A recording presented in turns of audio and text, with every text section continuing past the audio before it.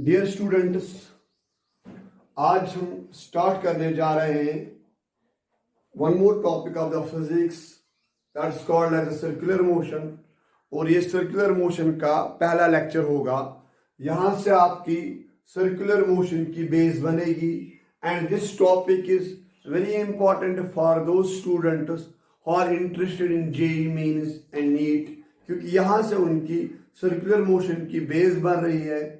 जो ही आपकी circular motion की बेस बनेगी तो उसके बाद मेरे बच्चों आपको रोटेशन भी आसान हो जाएगी और सारी सर्कुलर मोशन, चाहे वर्टिकल सर्कल है चाहे हॉरिजॉन्टल सर्कल है, हर कुछ आपको क्लियर हो जाएगा।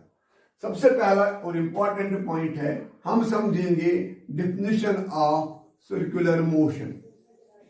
हम किस मोशन को बोलेंगे सर्कुलर मोशन और हम किस मोशन को नहीं बोलेंगे सर्कुलर मोशन। देखो मेरे बच्चों, सपोज अगर मैंने यहां पर एक पॉइंट ओ लिया है और इसके इर्द गिर्द मैंने यहां से एक पाथ बनाई है, this path is circular path. ठीक है कि नहीं? जो आमतौर पे किताबों में डिफिनेशन है वो सीधे है कि if A particle moves along a circular path, it is said to be in circular motion. For the exam point of view और फॉर जो किताबों में लिखा है वहां तक तो ये ठीक है, लेकिन आज हम समझेंगे मैथमेटिकल कंसेप्ट से, आज हम समझेंगे रियलिटी में ये सर्कुलर मोशन होती क्या। देखो कैसे मेरे बच्चों, ठीक है? जब भी आपको कोई चीज कॉपी करना होगा वीडियो को पॉज कीजिए और कॉपी कीजिए। देखो आपको मैंने लिया यहां पर ये पॉइंट ओ, ये मैंने लिया पार्टिकल पी। आपको मेरे बच्चों में बोल रहा हूं कि इस पार्टिकल पी को मूव करो, लेकिन in such a way the separation between O and P does not change. Particle P को मूव करो, the separation between O and P does not change, the distance between O and P does not change. अगर वो distance are है, क्या P इधर जा सकता है? यहां भी नहीं जा सकता है। क्यों? अगर पी इधर बाहर की ओर जाएगा, मूव करेगा, सेपरेशन इंक्रीज होगी। ठीक है, क्या पी अंदर आ सकता है? नहीं। तो पी को मूव करना है, ऐसे मूव करना है, इस तरह से। तो हम क्या कहेंगे? If A particle with respect to moves any other particle in such a way the separation between two particles does not change, we can say that the particle is said to be in a circular motion. क्या कहेंगे हम?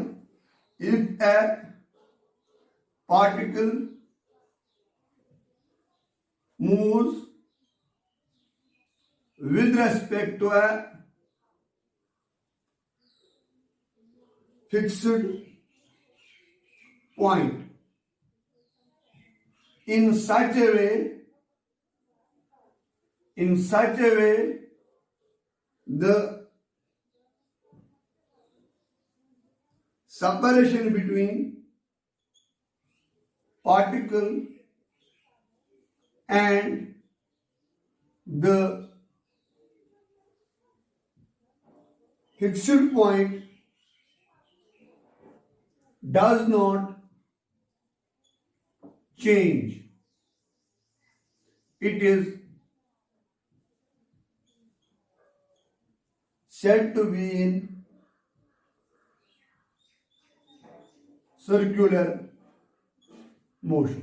देखो मेरे बच्चों, और एक बार समझो, ये पार्टिकल इस ओ से दूर नहीं जा सकता है, ये पार्टिकल इस ओ की तरफ नहीं आ सकता, जाना कहां से फिर इसको? तो ऑब्वियसली है, ये मजबूर है ऐसे मूव करने से, ऐसे मूव करने से।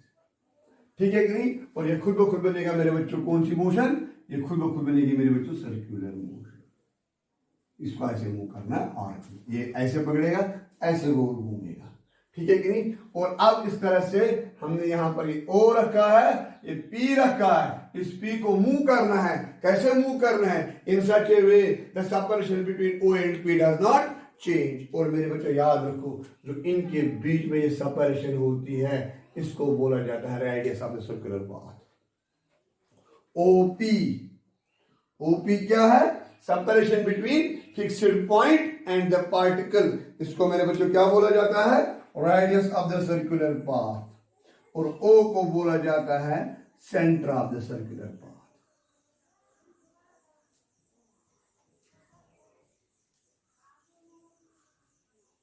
आई होप कि आपको यहां तक पूरा क्लियर हुआ होगा।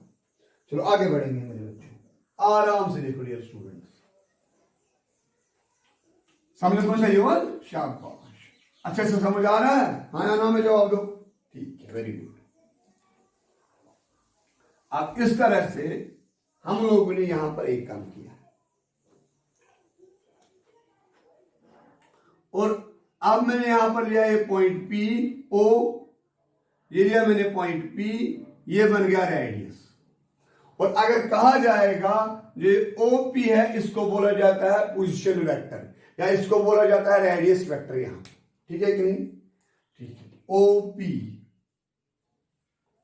That is equal to radius vector, और इसको बोला जाता है रेफरेंस लाइन भी। Also reference line. अब देखो मेरे बच्चों, अब अगर ये पार्टिकल मूव करेगा along a circular path, the angle subtended between reference line and the position vector is called as angular displacement. Initially जब इसको बोला जाता है, क्या बोला इसको? Reference line, angular displacement. देखो, जब ये पार्टिकल मूव करेगा इनिशियल पोजीशन से, ये कहां चला जाएगा? ये यहां से इधर चला जाएगा।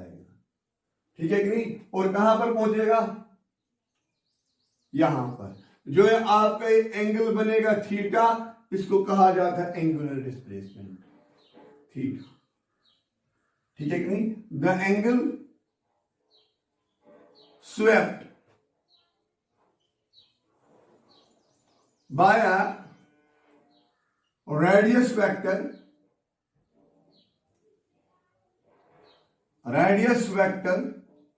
when it moves, when a particle P moves along a circular path। ये P पहुंचा यहां पर, ये O है, इसको मैं नाम दूंगा P डैश। यानी इसका मतलब क्या हुआ? Angle P dash O P that is equal to theta. Clear? और ऑब्वियसली जो ये थीटा है, ये क्या है? ये है फिजिकल क्वांटिटी। तो जो इसका एसआई यूनिट आएगा मेरे बच्चों, SI unit that is equal to radian. क्या आएगा? रेडियन। और इसके बाद याद रखोगे, इफ थीटा टेंड्स टू 0, यानी इसका मतलब क्या हुआ? For smaller angular displacement. याद रखो मैंने क्या बोला? फॉर स्मॉलर एंगुलर डिस्प्लेसमेंट, तब ये है एक्सियल वेक्टर, वरना ये है स्केलर क्वांटिटी। लेकिन जो ही आप एंगल लोगे वेरी वेरी स्मॉल, तो ये क्या है आपका? Very good. क्लियर? आराम से। और अब जब ये एक्सियल वेक्टर होगा तो इसका मतलब ये क्या होगा? ये होगा perpendicular to the radius and arc length, दोनों को ये होगा परपेंडिकुलर।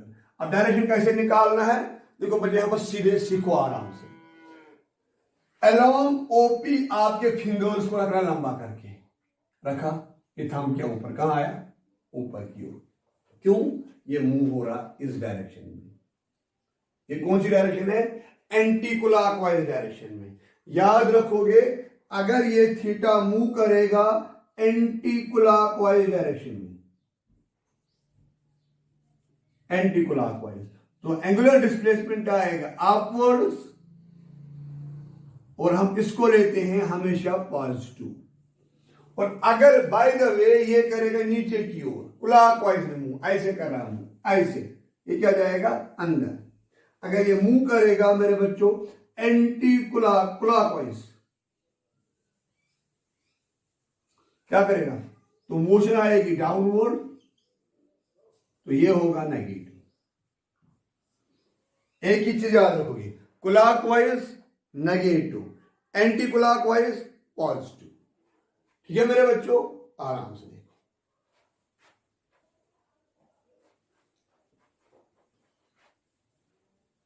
देखो कैसे, समझो। यहां से इधर गया, हमको ऐसे किया, ऐसे पॉजिटिव, ये ओ, ये पी, ये गया ऐसे मुंह इस डायरेक्शन में। ये कौन सी डायरेक्शन है? ये क्लॉकवाइज। ये कौन सी डायरेक्शन है? ये एंटी क्लॉकवाइज। ये लग रहा है आपको छोटे बातें, लेकिन जो ही आप लोग न्यूमेरिकल्स में आते हो, इनकी बहुत इंपॉर्टेंस है। ठीक है कि नहीं? तो यहां पर जो आपका थीटा आएगा, इसका थीटा आएगा नेगेटिव, इसका थीटा आएगा पॉजिटिव, ऐसे। इसके और फिगर लिया अंदर की ओर, इसके ओर लिया बाहर की ओर। ठीक है मेरे बच्चों, आराम से। जहां पर समझ नहीं आएगा वहां पर माय डियर स्टूडेंट्स वीडियो को रिपीट कीजिए आप एक बार। अब आएगा इसके बाद हम पढ़ेंगे relation between angular displacement and arc length. हाँ, एंगुलर डिस्प्लेसमेंट,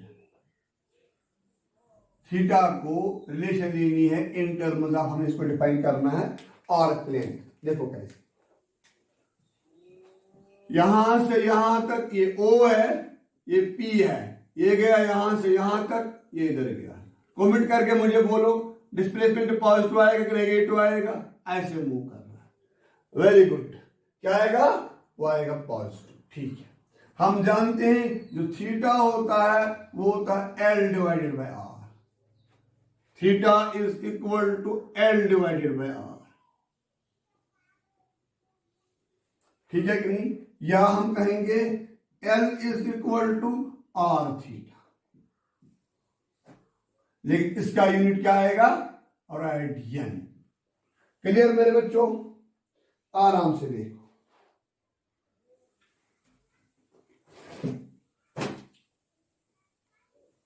हाँ, वेक्टर फॉर्म में L can be equal to theta cross R।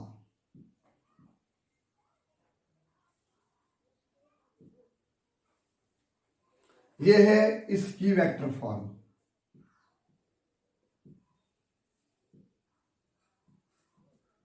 Relation between angular displacement and displacement, यह है स्केलर फॉर्म।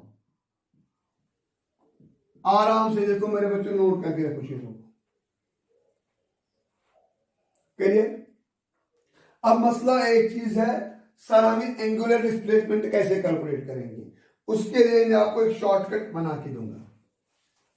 आगे कहां गया यार शॉर्टकट? देखो कैसे, आप समझो क्या करना है। सपोज अगर मैंने यहां पर O लिया, अगर यहां पर मैंने P लिया, ये पार्टिकल मूव होके इसने एक रोटेशन कंप्लीट की। एक रोटेशन में कितना एंगल बनता है? 2 पाई। हम कहेंगे कि angular displacement is equal to 2 pi. अच्छा, इसने और एक रोटेशन की है, क्या आएगा मेरे बच्चों? एंगुलर डिस्प्लेसमेंट आएगा 2 इंटू 2 पाई। क्यों? रोटेशन कितने थे? 2। यह आएगा 1 इंटू 2 पाई। इसने और एक रोटेशन की, कितने रोटेशन किए अब इसने?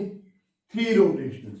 यानी theta is equal to 3 2 pi dash dash. हम कहेंगे generally theta is equal to n into 2 pi, लेकिन वायर n इज ए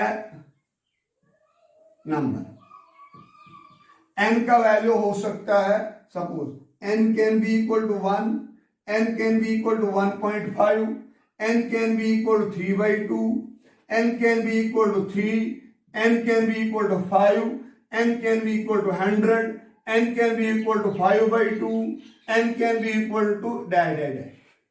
चाहे फ्रैक्शनल वैल्यू का n होगा, चाहे रियल न्यूमेरिक वैल्यू n होगा। तो एक काम बोलो मेरे बच्चों, कल आपको एग्जामिनर देगा क्वेश्चन, एक छोटा सा क्वेश्चन आपको आएगा, ए particle completes 1.55 revolutions, find angular displacement। आप क्या करोगे?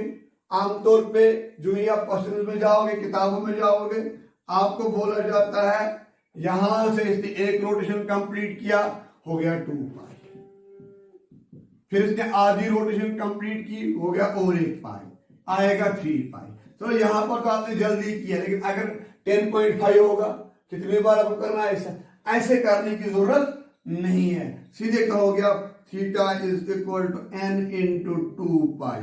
n का वैल्यू क्या है? n का वैल्यू क्या है? 1.5।